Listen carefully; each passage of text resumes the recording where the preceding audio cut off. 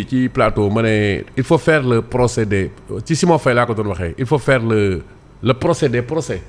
après faire le procès du projet parce que comme ñoom seen projet bi yëpp affaire projet kese la woon ak boole ak yooyu ak weeje ak yooyu boobu tey ñu xool poursuite yi fan la ñu yóbbu ñu fenn lu dul dafa tardel réew mi dafa tardel réew bi moom nga gis ci cas Mansour Faye moom nga gis ci cas Farba Ngom te lii la ñu waroon éviter parce que boo xoolee ki lee di Ousmane Sonko ak waa Pastef leen may doole xam nga mooy lan mooy ñaawtee fi nguuru Macky Sall ci justice parce que quoi qu'on puisse dire mënuñu ma convaincre ne Karim Wade li ñu ko doon toppee du lu dul nërmel benn adversaire politique ak lu mu munti def li ñu doon toppee Khalifa Sall le but visé mooy nërmel benn adversaire politique après loolu comme la nature a horreur du vide moo permettre waa Pastef surjure moo tax après doo comprendre ñoom seen nguur ñi tombé dans les mêmes travers bon je vois l'excellent travail abattu par Babacar Ba du Forum du Justiciable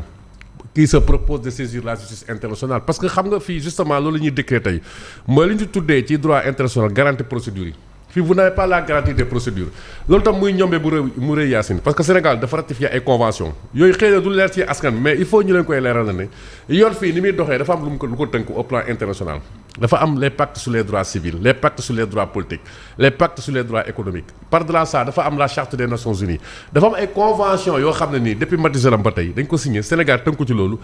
dafa lié Sénégal Yacine moo tax nga gis ci procès Karim Wade bi ñu demee ba ci biir affaire coow bëri xam nga dañuy saisir ONU ba fii itam am na ñoo xam ne peut-être ils vont saisir les juridictions internationales justement pour faire respecter li nga xamante ni moo di garantie procédure yi mais garantie procédure daal dafa am lu ko jiitu mais réew mi dañoo sonn ci ay feuilleton dañoo war a jublu ci ay feuille de route parce que mine de rien avec ce gouvernement on ne parle plus même de dette cachée réussir nañu à nous faire oublier ça te loolu moo yóbbu tey réew mi ci guuta ñu nërmel ko inondation yaa ngi nii taxaw amul koppar boo xam ne mën nañ ko ci def tey parce que amuñu xaalis ndaw yi liggéeyuñu ñoom réew mi ñu fekk 4e sous-sol comme ils le disent tey yóbbu nañu ko 20e sous-sol booba tey boo leen laajee seen bilan mooy topp nañ jiw après ñu doon topp ñu bàyyi leen nga xam ne affaire yëfu maatay kese la woon mais maatay du ñu bett si ñoom maatay xasu mag la c'est ministre de la femme xaw ma de la famille moom moo waxoon affaire maatay ci affaire Abass Fall loolu la Ousmane Sonko ak ñi mu ànd ak doon doxal boobu ba tey et c'est regrettable Sénégal on doit dépasser ces pratiques moyenâgeuses lii daf ñu tardeel et puis dafay dem ba jaxase xel yi par rapport ak volonté bi ñu am war a xeex corruption on insiste dessus on doit combattre la corruption mais ce principe ne doit pas être utilisé comme une arme une épée de Damoclès pour liquider des adversaires politiques xoolal Madiambel Diagne li muy révélé ci réew mi non ñaar xamal dañ koy woo pour atte ko ci leen mais li muy révélé duñ ko ci woo tam ñu leeral ko fii nii et tous les concerts ñu atte ko xoolal foofu rek ma jox exemple boobu xool li xew Azer xool li xew feneen bu fay nguur gu ñëw nii la quoi man du ma ne Pastef rek depuis Senghor ba tey Sénégal nii lañ ko waree tënk ko ci ay volonté justice après bu ñu paree ñoom jubóo ci seen biir ñoom politiciens yi ñu toog foofu di jaay pañ l'opinion publique ñu toog foofu di jaay pañ on nous prend pour les dindons de la farce mais il faut mettre fin à cette farce Sénégal dañoo tardé it is getting late ñu ngi tardé ñun alors Pierre Simon est-ce que affaire bi tey doit am ay répercussions sur la lutte contre la corruption au Sénégal peut-être oui mën na cee am mais man li ma gën a inquiété mooy waxoon nañ ko fi on a perdu trop de temps apparemment avec ces dossiers bi ñii di doog a indi seen reddition des comptes man par exemple alerté woon naa ma ne leen nañu jël exemple ci jamonoy surtout Macky Sall surtout Macky Sall parce qu'on a mis 2 ans à brandir un dossier ou une politique de reddition des comptes c'était la traque des biens mal acquis finalement fan la mujjee on a mis 2 ans 3 ans yoo xam ne loolu lañ fi xëyee woon ci réew mi di ko xëyee di ko gontoo di ko fanaane fan la mujjee Karim Wade après génn na réew mi boobaak léegi mi ngi foofu toog et ça nous détourne des urgences yi nga xam ne moom moo fi nekk ces dossiers judiciaires là très souvent quand un nouveau régime arrive c'est juste sous-tendu par des velléités politiques parce que ñi fi nekk il faut ñu joxe gage pour ñi nga xam ne ñoo leen votel surtout ñii nga xam ne dañoo gëmloo nit ñi ne ñi fi nekkoon dañoo sàcc dañoo luubal ñi fi nekkoon jubuñu yàq nañu alalu réew mi ñi fi nekk jubuñu ndax bu ngeen duggee seen kër fekk fa ay coffre-fort xaalis donc il fallait bien donner des gages aux citoyens ne leen kat lii lañ leen doon wax kon ñii la woon dañ lañ leen topp mais depuis lors loo gis presque dossiers yu bëri yoo xam ne yëkkati woon nañ ko fi eh bien alors 2 ans après fii lay mujjee exemple le frère à Doudou Ka bu dee liñ ci wax moo ci ne c'est très grave à défaut de son frère moom ñu jàpp ko moom ci lan ngànnaay boo xam ne papaam mi nga xam ne dëddu na àdduna moom moo ko moom. C'est dommage. kooku boo ko jiiñee trafic d'armes xanaa trafic d'armes kay mooy xanaa ay keesu ngànnaay ak ay munitions ak yeneen ci ñun niñ ko mën a déggee. ñaata arme la woon. benn. du fi trafic. ci li ma jàpp waaw donc pour te dire que yenn légèreté yi souvent nañ ko moytu ci yenn dossiers yi. et moom mooy indi lii tey jii bu fekkoon Ousmane Sonko nekk ci nguur gi bu dee gàcce la kon gàcceem dina gën a rëy parce que moom ci boppam taxawoon na fi ne tournure bi reddition des comptes bi jël gënalu ko du loolu la jàppoon. et ci la xalaboon sax magistrat yeeg fëgg ci kaw justice beeg yooyu mais lu ko fi jar finalement lu ko fi jar. On a maintenant un nouveau ministre de la justice et certainement une nouvelle politique pénale parce que moom dina wax ak ay procureur am dina wax ak ñi nga xam ne ñu ngi ci suufu hiérarchie sem parce que derrière récemment gis nañ ko il a demandé au procureur et au parquet vraiment ñu bañ a nekk ci ay mandat de dépôt systématique nañu xool yenn yoo xam ne mën na nekk ay disons ay peine alternative wala yeneen ak yeneen pour ñu mën di ko doxale mais reddition des comptes bi Yacine en tout cas lañ ñu ca doon wax ba ñuy nekk opposition man de gisaguma ko biñ fi nekkee au pouvoir gisaguma ko parce que jusque là je ne pense pas qu'il y ait quelqu'un qu'on a condamné pour ça à commencer par Macky Sall mi nga xam ne traité nañ ko de tous les noms d'oiseaux je ne le défends pas mais débat bi fii la ñu fekk les anciens dignitaires de l'ex-régime ñoom ñëpp également ñi ci topp ñu ngi nii donc finalement c'est quoi est-ce que c'est pas également la justice qui est en train d'assurer que moom elle a une indépendance parce que la séparation des pouvoirs boo ko jëlee ça veut dire que l'exécutif ne peut pas donner des ordres ne peut pas mettre la pression sur la justice et donc de ce fait il faut nécessairement éviter les dossiers judiciaires à connotation politique parce que très souvent fii lay mujjee et c'est bien dommage. C'est vraiment bien dommage donc. xam nga jamono ji li ñu mën a wax moom mooy daanaka kilifa yu bees yi nga xam ne ñoom ñoo ñëw ci nguur gi bokkoon na en tout cas lu ëppoon loon feeñ ci seen discours mooy wàllum justice wàllum dañuy dal seen kaw dañ leen a xoqatal ñoom ñu ñëwoon diggoon ne bu ñu ñëwee dinañ soppi mbir yi mais boobu ba tey ay la yoween gisaguñu réforme mu dëggantaan ci wàllum justice ñun jàpp nañu ne réforme boobu lañ fa lañ war a dem maanaam indi ay réforme yu dëgër ci doxalinu yoon ak it li nga xam ne mooy lépp rek loo xam ne dafa englobé justice parce que ba tey boo koy xool Sénégal procureur doole bi mu amoon mu ngi koy am ba tey cordon ombilical bi nga xam ne mooy dox diggante exécutif ak parquet ba tey mi ngi am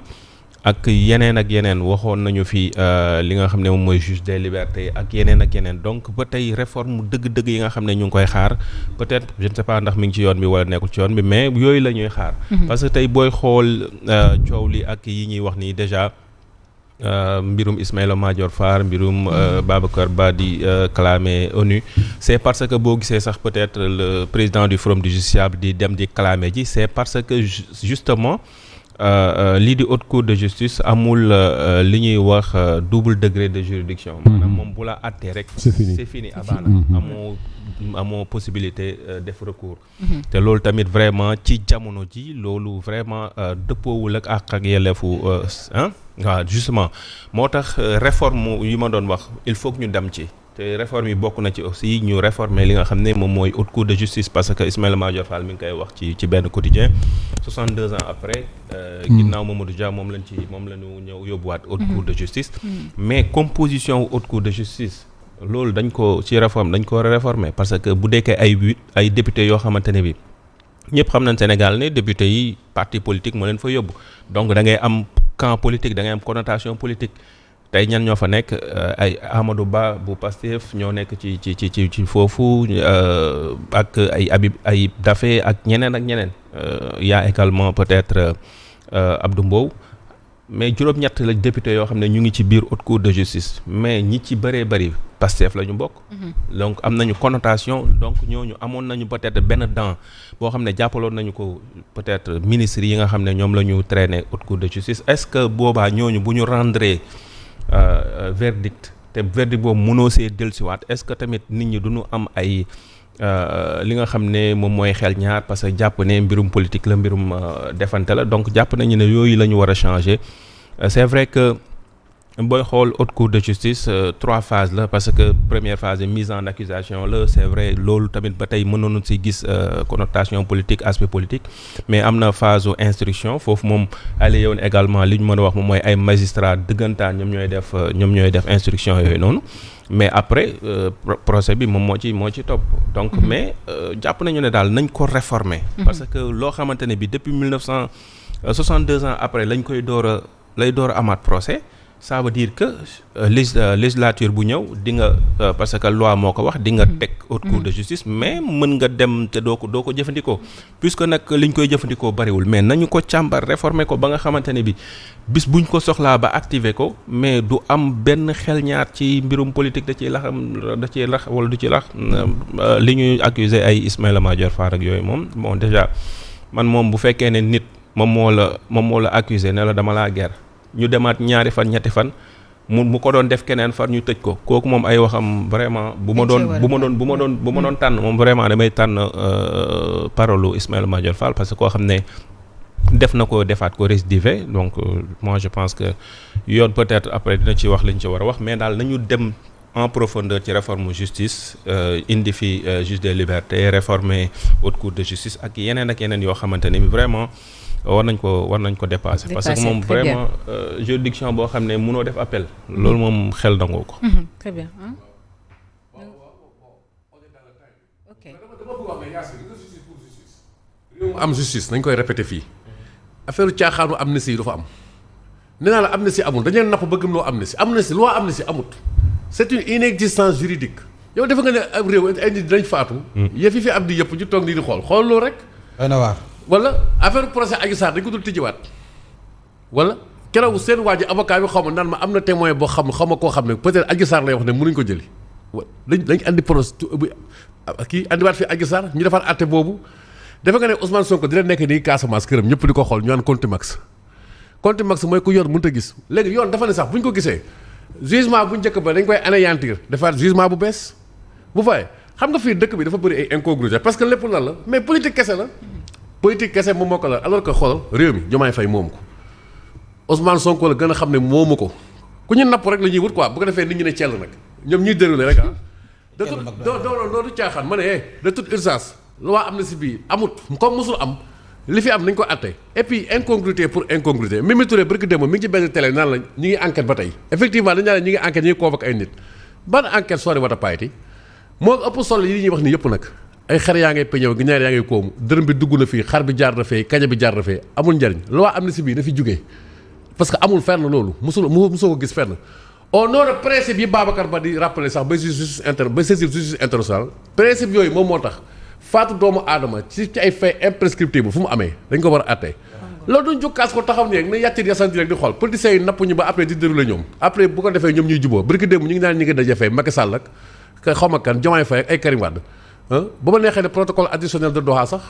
wala lépp ci xaj ci biir lépp dina mës a leer tôt ou tard Macky Sall liggéey na réew mi mais côté boobu dafa lajj il faut le dire faut pas ñuy napp nii di ñu digle ay agenda loi amnistie bi ñoom ñëpp ils sont complices tous ces politiciens là tout ce temps qu'ils sont nañ ko fi jëlee aywa merci beaucoup.